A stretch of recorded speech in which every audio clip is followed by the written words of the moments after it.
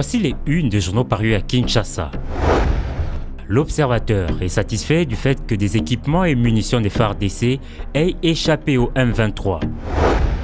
Sur place à Goma, la Prospérité explique comment Fridolin Kaswechi entend reprendre les travaux de réhabilitation de la voirie.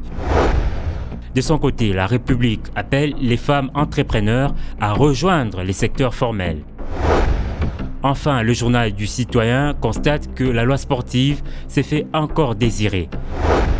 Voilà pour les unes et maintenant la revue de presse.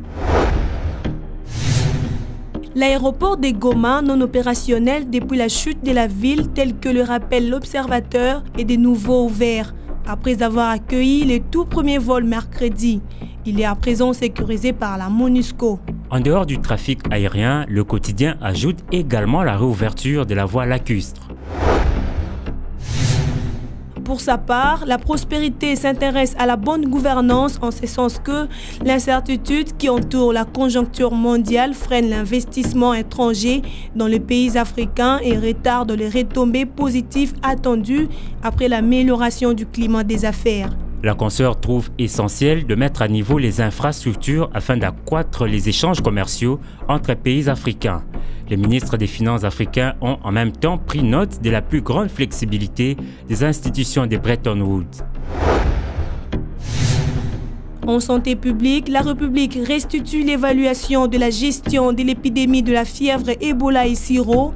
La réussite de la riposte avait été due aux facteurs ci-après, une bonne coordination de la lutte, une logistique importante déployée sur terrain, la présence d'un laboratoire mobile ainsi que l'implication des ressources multisectorielles et pluridisciplinaires dans la lutte. L'hebdomadaire cite Félix Kabange Numbi qui a toutefois déploré la détection tardive de l'épidémie et le manque d'intervention rapide après que l'épidémie ait été déclarée. De la santé déficiente au sport, les journaux du Citoyen accordent la parole à Eugène Kabongongoy, ancien capitaine des Léopards, dont la lutte est de rétablir l'ordre dans les sports congolais. Les mouvements sportifs nationaux préfèrent bénéficier de l'argent de l'État, mais refusent d'être contrôlés.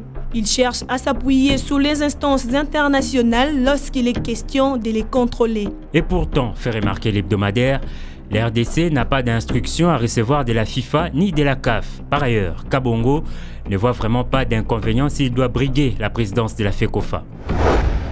C'est la fin de cette revue de presse. Mesdames, Messieurs, votre fidélité nous honore.